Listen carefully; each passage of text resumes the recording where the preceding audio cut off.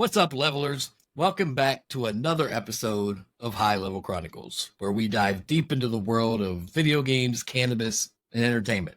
I'm your host, Chris, and today I do have some breaking news. If you watch us on YouTube, then you're probably sitting there wondering who the hell this guy is on camera sitting here with me. Well, unfortunately, Brian had to step away from High Level Chronicles to focus on some more personal things in life, but he's doing very well. There's nothing wrong with him at all. We still play COD pretty much every evening together still. But since he is stepping away, I'm pleased to introduce to you my new co-host, Paul. Paul, first, I want to say a big welcome to the HLC family. I'm sure our levelers can't wait to hear what you have to bring to the show. Why don't you go ahead and just give our levelers out there a quick Paul 101, let's say, with who you are and why you're excited to be part of High Level Chronicles. Yeah, absolutely. First off, thank you, Chris, for reaching out, and glad we're able to make this work. I am from Frederick, Maryland. I've lived in Maryland more or less my whole life. Baltimore's the second home to me. I am a former teacher. I taught social studies for 4 or 5 years for middle and high schoolers, and now I work in the mental health field. So I'm hoping to bring my past experiences and my professional education into making this, having some great conversations, really. And I'm really excited to be here. Games? Absolutely. I was 8 years old, and I got an N64, and that was Nice. That was everything. I had been asking my dad for a Super Nintendo, and he was like, wait, there's like another thing coming out. Just hold on. And so I got like one of the first ones, and it was like 1998 or so. And then that was it for me. So I became a big like Nintendo guy from N64 to GameCube. We currently have a Switch. And I try to do a little bit gaming here or there, almost every day, a little something, maybe a little more on the weekends. I'm a big fan of MMORPGs, RPGs, just things where if there's a world, let me explore it, let me see what's going on, and have a little like escapism there. So are you a WoW player? Or were you ever a WoW player? That is it's a sensitive topic. I played WoW. I played WoW for many years, and I consider myself Uber from WoW right now. It really something I had done. I think I started in high school, and it came out. It was the biggest thing, and a lot of my friends were in it. We're in a guild together, and then there's so many expansions. You want to see the new one, and eventually I felt like I was spending maybe a little too much time on WoW, and had to move on to bigger and better things. But yeah, that was a big one back in the day. I have some WoW players in the family, and the levelers out there. And I actually had a friend that he was addicted to do that every day. Yeah, he was nonstop in every expansion, everything. I mean, he was in it, to say the least. Oh, I mean, I have friends, and I would stop playing for a while, and then I get a text, "Hey, Paul, you want this next expansion? It's really cool. You got to come back." And I'd be all right, I'm back in, and then I'd play again for another 6 months or so. And they were like, "Nah, gotta stop," because it's very addicting. Break. Yeah. Yep. So you check off one of the requirements here for High Level Hydro. I mean, one of the other, probably the more major. I don't even want to say it's a requirement because it's not a requirement. But are you a cannabis user? Because that's what we talk about. So. Yeah. You enjoy cannabis. Yeah. So my history with that is I didn't really know much about it. I may have tried it once in high school, and it was a terrible experience. And then as I got into college, I found friends who would be like, "Oh, you want to come, and have a session," and found it helpful, and became pretty accustomed to it. And then post college, I just sort of came back and forth. I was like, if I have it, I'll use it. If not, no big deal. And I think things really started to change with the legalization in Maryland. About a year after that? Yep. Almost a year, June, I guess. Yeah. Tomorrow. June 1st. Yeah. So almost exactly 1 year. That was something that I really Wait, let me just preface this with, for everybody listening, we do record in advance. We release on Wednesday, so for us, it's tomorrow is June 1st. right. Yes. So tomorrow will be June 1st. Either way, Recording so time. you've But been yeah. using since then. What's your favorite way to partake in it? What do you, or what's your go-to? What's your, are you an edibles guy? Are you more of a joint guy? Are you a dabber? So back in the day when I would be using it, it would always be shared joints, which shares or seems kind of odd post COVID that we would just go around and share all of these things we put in our mouth. But it's college, you just do things that don't think about them too much at the time. So that was sort of me how I kind of started, and then I became more of a bong user, and then right now I'm really pleased with edibles. They just, you pop them in and 30-60 minutes later you're feeling all right. Right Longer now, lasting. yeah, I have a real hard time falling asleep at night, and just get the mind racing, and it helps really quiet the mind, like a nice like indica one, and I'm out. I get a lot better sleep because of them, and something I'm thankful for, that this is something we can do above board and it's legal, and in a lot better place than we were prior to legalization. I tell you, I just picked up, I think it was last week, some new edibles to try out that were indica based, or they're indica, they're indica. I was looking it up here while you were chatting to figure out the name, but I think it's Encore is who it was. But these things, man, yeah, it was the high dose, so they're 40 milligram edibles. Sweet Concord grape, that's the name of it, dude. Those things taste so good, but they're indica. They're just that perfect, like, you know what I mean? Like you chill down for the night and just relax and fall asleep. You know what I mean? That helps you, because I have trouble going to sleep and everything too sometimes. So those are perfect for that. Or those Keef colas. You ever had those colas yet? I've not had the cola, no. Dude, the colas are great. They make all kinds of different flavors. They have a purple passion, which is more of an indica, meaning, hybrid cola. And dude, it tastes just like grape soda. They have an orange creamsicle. It tastes just like orange crush. They have root beer.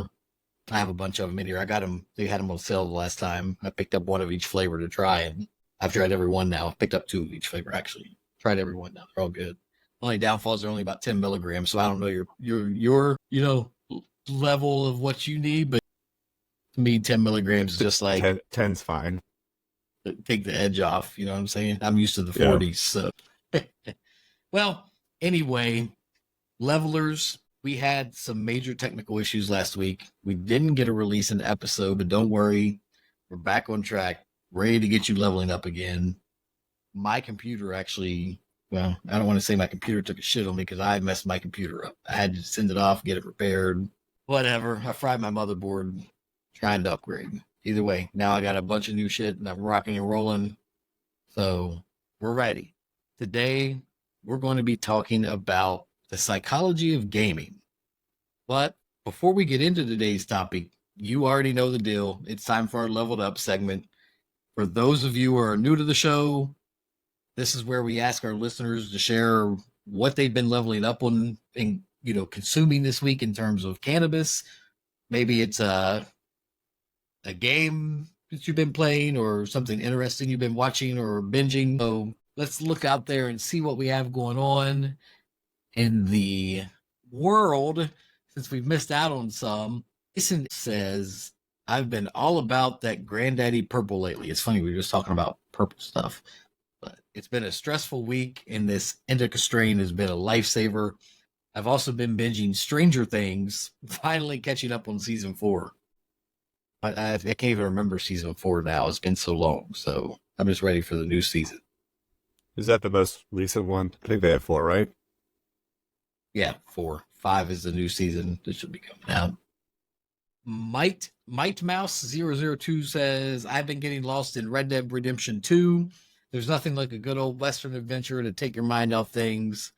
And I've been enjoying some Girl Scout cookies. It's been a nice, relaxing combo. Not bad. Red Dead Redemption 2 is always a great game. Enjoy a vast world, and that's for sure. Being leveled up is definitely fun while playing Red Dead. Let's see, one more. At Nothing But Heat 90 says, "What's up, bros? I've been all about this new strain called Blue Ecstasy. It's got this great balance of cerebral stimulation and full body relaxation, perfect for unwinding with some gaming. Speaking of gaming, I've been diving into the new Zelda game, Tears of the Kingdom. The open world is stunning, the perfect game to get lost in after a couple of hits. Some good choices. Can Absolutely attest to some good that. choices. Yeah. Levelers, hit us up on social media at HLC Podcast 420 or visit our website, highlevelchronicles.com. Let us know what you've been leveling up on. Maybe you'll be featured on next week's episode. Paul, you're the noob. Yep. I'm going to ask you first, man. What have you been leveling up on over the last week or so? Anything? So Anything exciting? yeah, a couple things. So I put up on sativa gummies. They're called M's, and it's small little 5 milligram to kind of get you in a different headspace. Sweet lemonade, tastes delicious, and also going on some Baldur's Gate 3 Game of the Year 2024. Highly recommend. Sounds good, man. This week I've been on a I've been on a blue dream kick with everything. It's like a smooth hybrid. Gives me the perfect, kind of like a balance of relaxation and creativity, work and everything else. But it's for games. Not that I've been playing the same old usual COD, Dead by Daylight. Also been running fools on FIFA, especially now since I finally, like I said, I broke my computer, but I upgraded my CPU and graphics card, which turned from, like I said, a quick upgrade to a nightmare.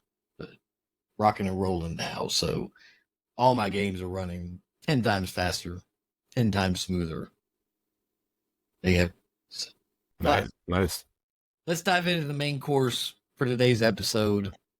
We're going to explore some fascinating aspects of gaming, from player motivation and gamification to the impact of gaming on mental health and its therapeutic applications. This is going to be a good one. Paul, as an avid gamer yourself, what first got you hooked on video games from like the psychological standpoint? I'll tell you, but for me, it was like all about the sense of achievement and progression that gaming provides. So like there was like something deeply satisfying about overcoming challenges, leveling up your character, seeing tangible progress and growth. So to me, it was just like tapping into our fundamental desire for accomplishment. Yeah, absolutely. I think for me, the game that comes with the N64, my first system, was Super Mario 64. And that you enter, it's kind of just a wacky world with, sort of what the Mushroom Kingdom is. And you can see yourself like, oh, I can't get into this room yet. I can't get this part of the castle. I need more stars. And there's different ways to get the stars in different levels. And it just sort of was, it felt very immersive.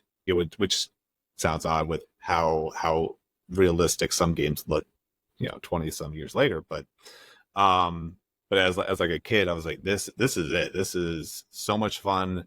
It took a lot of hours to beat the game and had replayability. And after that, I felt kind of like, I was like, oh, this is something I'm really going to enjoy for a long time. Not the specific game, but gaming in other aspects and other titles and as more advanced systems came out. That right there is the power of gamification. Developers have mastered the art of turning games into these like tuned reward systems that keep us coming back for more. It's like they hacked our brain's dopamine pathways or some shit. You know what I'm saying? So they said gamification. Let's kick off things by talking about gamification. I know this is a term that gets thrown around a lot if you actually look up psychology and gaming and everything, but what does it actually mean? Gamification is the application of game design elements and principles in non-game contexts. It's used to engage people, motivate action, and solve problems, right? So think of fitness apps that reward you with badges for completing challenges, or loyalty programs that use points and levels to keep you coming back, right? So like Call of Duty, the Battle Pass, you got to keep getting those levels, got to keep getting everything up. Gamification. For me, it's Duolingo. Right. You get loot chests and you're learning Spanish, which I is not something that is super fun for a lot of people, but they make it a game, and I keep coming back. I'm gonna have to look into that because I'd like to learn. But they make it seem like a game, like, oh, like, they literally have loot chests that you can unlock by doing a certain amount of lessons, and it you do get that little just of dopamine, and you want that again. It's all about tapping into our natural desires for competition, achievement, and reward. I think everybody wants. You just have a natural desire at some point for some type of, whether it's gaming or not, for achievement in your life, right? So gamification can make mundane tasks more engaging and fun. Like you said, learning a different language. Not everybody wants to sit and just go, but yes, see, yes, see. Nobody wants to just sit there and try to keep repeating stuff, right? Yeah. Like a parrot. Mm-hmm. Yeah. So Yeah. you get those games and everything, man. That's exactly what we're talking about. It's why it's so effective in areas like education and marketing.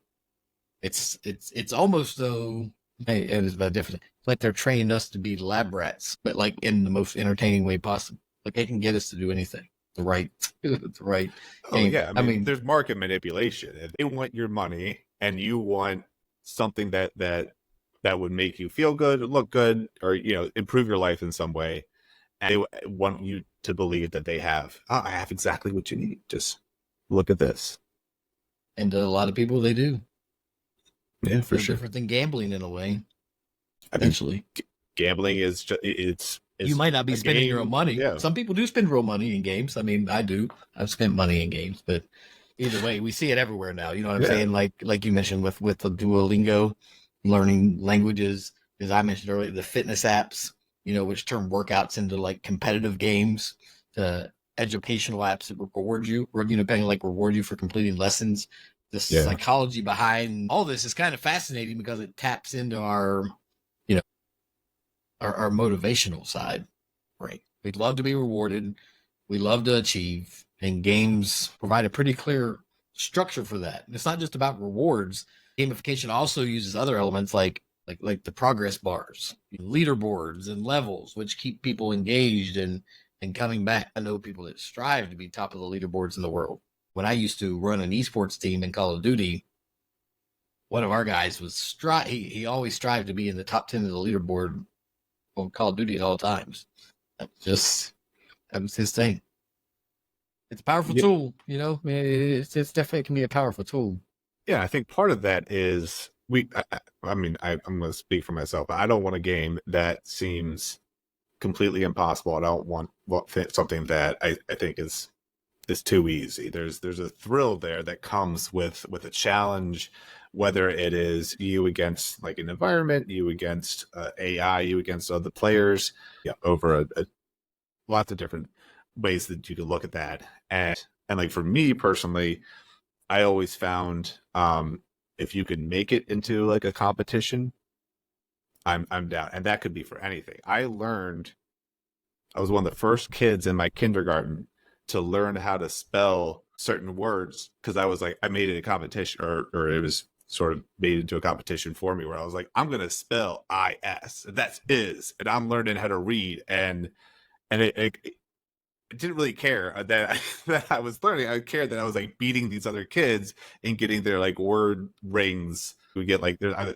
don't know how many levels there were, but you would get like the first like 2-3 letter words, and then you'd progress from there. And I was just like, oh, I want to do it first. I want to do it best. And like, for me, that was a game.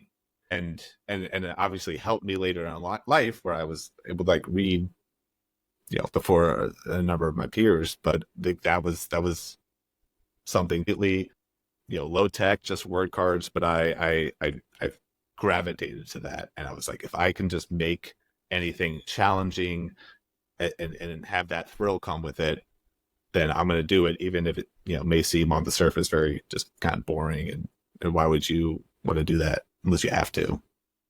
Right. It's a powerful tool, man, because it leverages the same psychological principles that make video games so addictive. Mm-hmm. Speaking of addictions, a perfect segue into like player motivation. Is it just the pursuit of rewards, or is there more to it?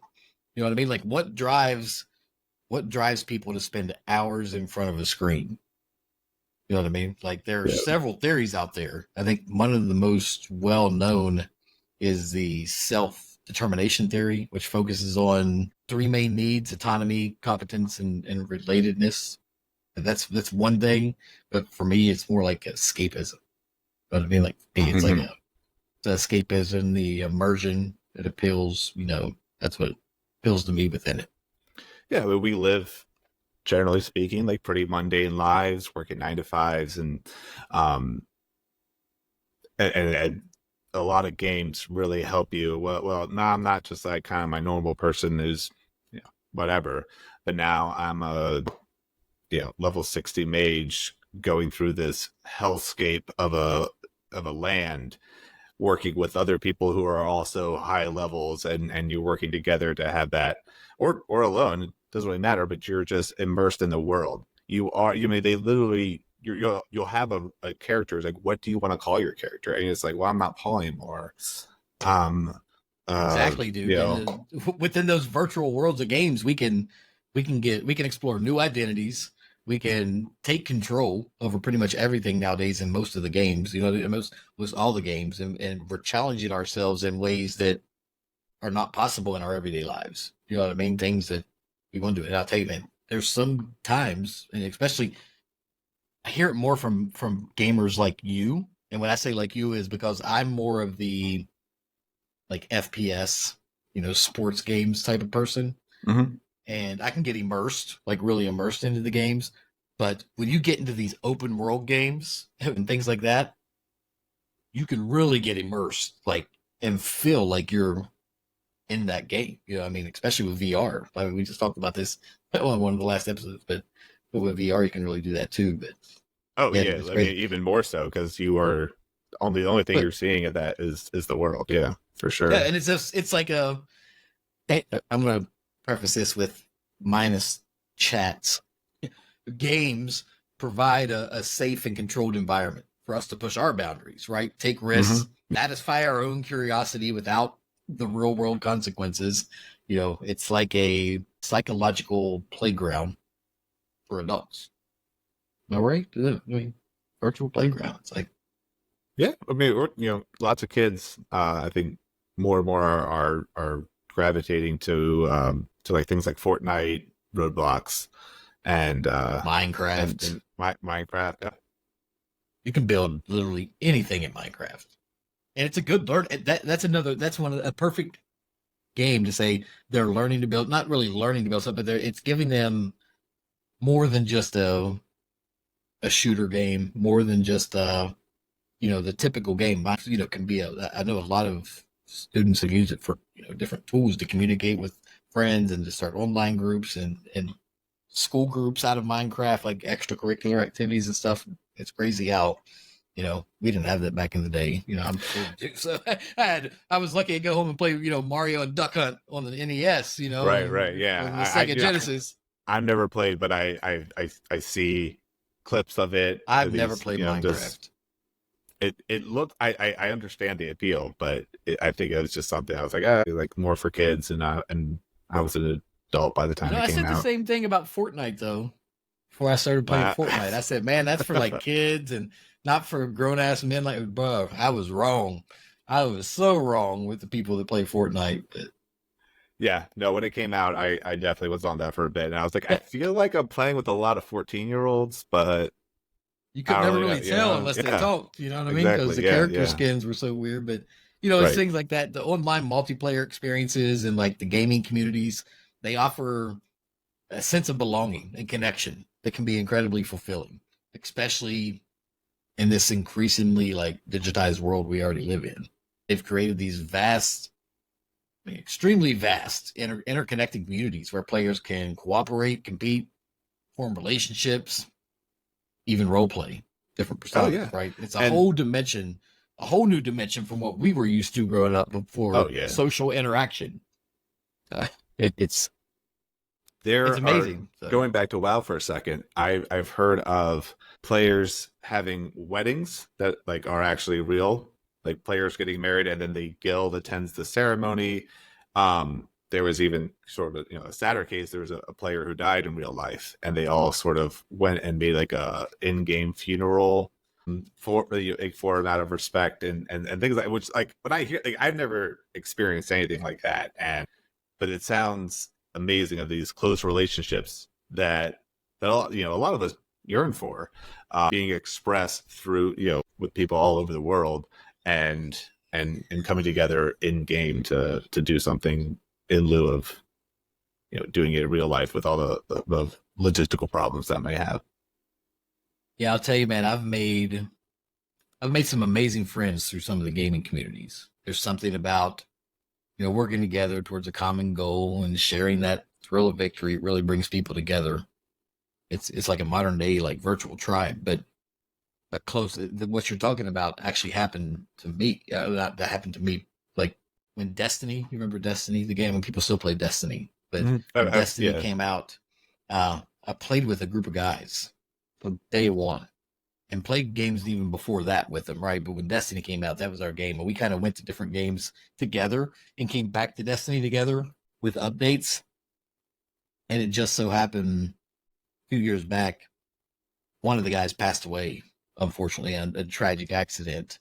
And all the guys that were in the clan, the group, all flew down, to the funeral. That never met him in real life, but flew down in person, did the whole funeral thing. I was actually traveling at the time. I didn't get to make it, but it's just, like I said, it's, people always make fun of gamers and say, all you're doing is talking to people live, but you can form pretty good relationships, with people, no matter how much shit talking goes on in own game. Everybody shit talks, but people meet their significant other, their spouse on games, where you have like a guild party or clan, whatever, it's is specific to that game. And he's like, oh, I met so and so, and I played with them so much, and we've gone on all these like missions or whatever the game is, and we actually hit it off. And 3 years later, now we're married, and this wouldn't have happened without whatever game they played, which was my mind. But because I've never been in such a close knit team or guild or anything that I would see that. But I read stories, and I was like, that's absolutely mind blowing, right? But at the same time, man, it's not all sunshine and rainbows. So, like any activity, gaming can become problematic if taken to an extreme or used as a like maladaptive coping mechanism. Aggressive gaming can lead to issues like social isolation, neglect of real life responsibilities, and even physical health problems because prolonged sedentary behavior. So I mean, even think about like swatting. People get so pissed off at games. They're swatting people now. You know what I mean? So you can't let it get to that. That's the whole part of this psychological thing, man. That's what I'm saying. That's the psychology of gaming. Exactly what we're talking about. Like I would never be able to do that. Like, I don't even see the point of doing that to somebody, like swatting somebody, like just because you got mad because they worked you in a lobby, because you didn't win. Like, I don't understand some of the thought process behind it. Yeah, I mean, I think I've used the word addicted a few times, and I'm using that very lightly, not to try to conflate, oh, I really enjoy this, to I need this to function in life, and I don't really have anything else that besides like this, whatever game, and yeah, like the things that you said, the social isolation, becoming physically unfit. Gaming's a lot of fun, but there's also a real world out there too that I think needs to have a balance to I think appreciate to the fullest, really. That kind of brings up the impact of gaming on mental health. I mean, it's like it's a double-edged sword. On one hand, gaming can be a great way to relieve stress and improve cognitive function, even build social connections. But on the other hand, excessive gaming can lead to issues like anxiety, depression, decrease in physical activity. You have to find balance with anything in life. You have to find that balance. You can't let it take over. Yeah, I knew a guy, and he was a little overweight, and One day we were talking about it, and he's like, I used to be really active. Like when I was younger, I'd play soccer, baseball, and then I got a PlayStation, and my life has really never been the same since. And I don't know if he's using that as like the only reason why he had gained some extra weight, but that's certainly what he identified.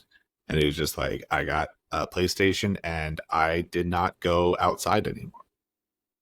And I still don't like going outside all that much as like an adult. And the agoraphobia, the anxiety of, we're just sort of replacing, hey, I have more fun in this fantasy world, this digital world, than I do outside, or that I do spending time with my loved ones. And sometimes people may not have those close relationships, and they seek to substitute that on a digital level, which is a little different. But either way, you're finding more pleasure in something that's artificial, that's meant to just be a game, than things that may improve your life, socially, healthy wise, and maybe financially. Like people like, oh, like I could work more or I could game, and it's like you said, it's a double-edged sword, and I think that's a pretty appropriate way of phrasing it. Yeah, like I said, man, it's moderation's key, I think.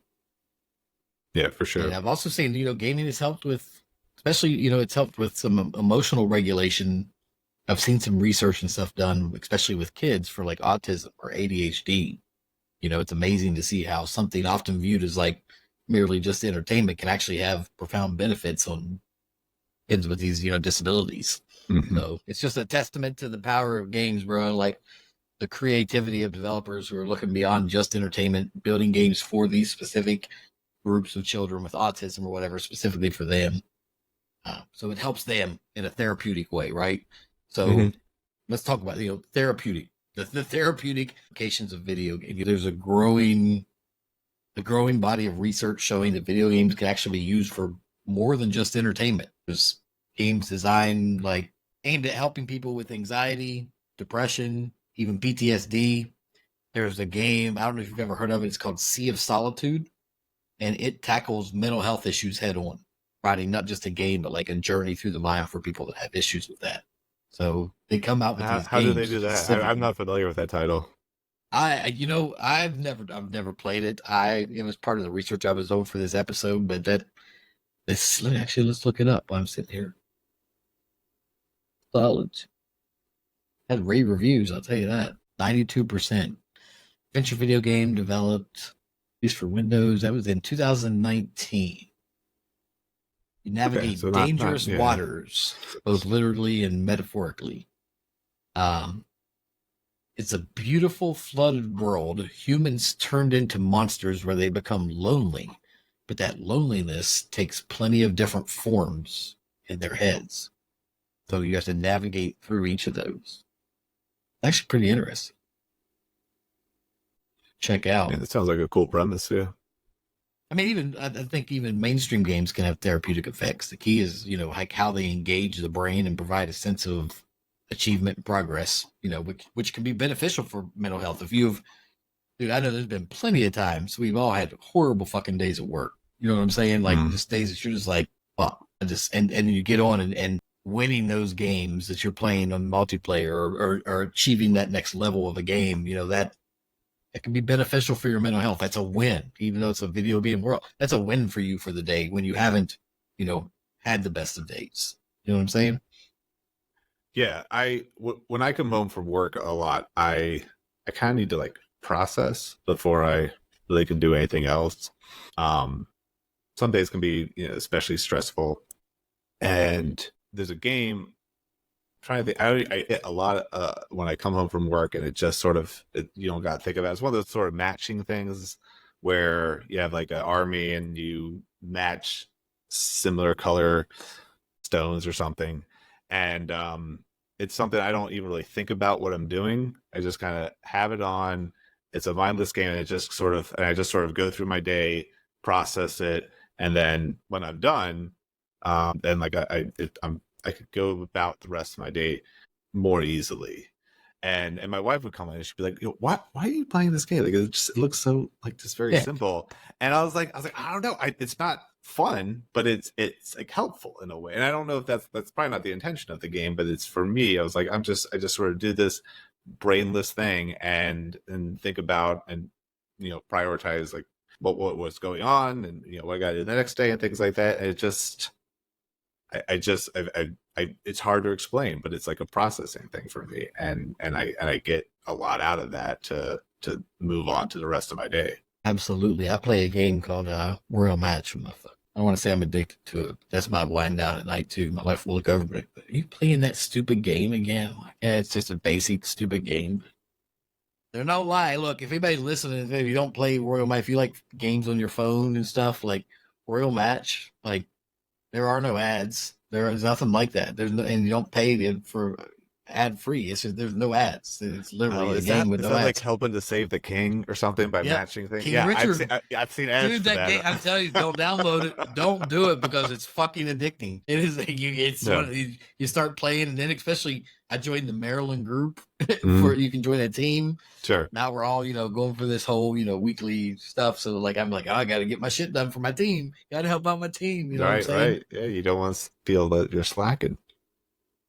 Perfect. I'll just do this, man. That is the true psychology of gaming. I'm trying to help other people, but also help myself.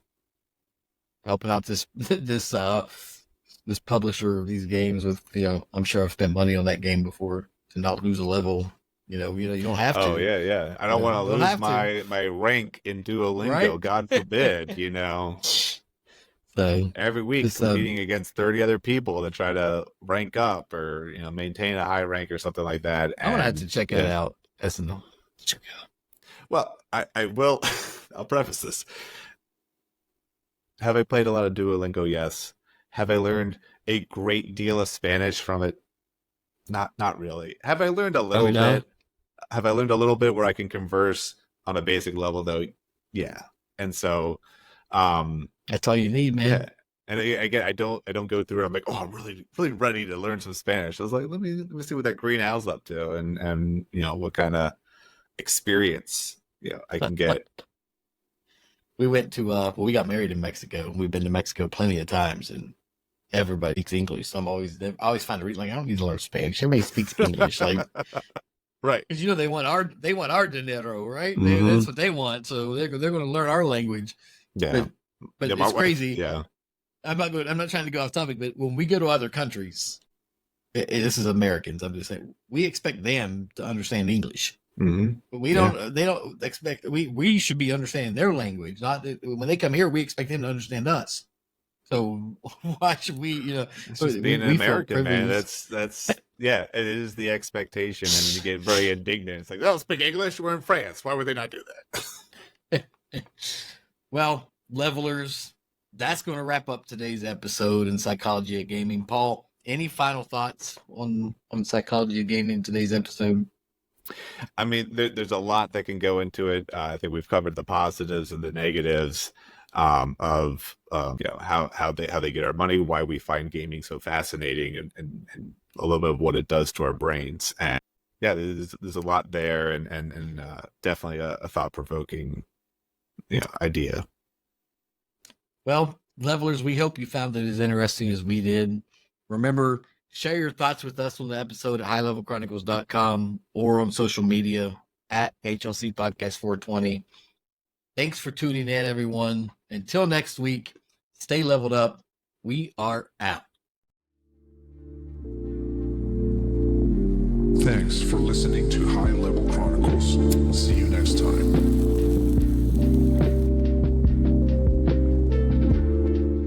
Thank you again for listening to High Level Chronicles. Please help us grow by leaving us a review wherever you listen to us at, whether it's Spotify, iTunes, Alexa. Your reviews will help our show grow and help us reach a broader audience. Also, we are always looking for new show sponsors, so please reach out if you're interested. You can hit us on our social media or email us info@highlevelchronicles.com. Thanks again for listening.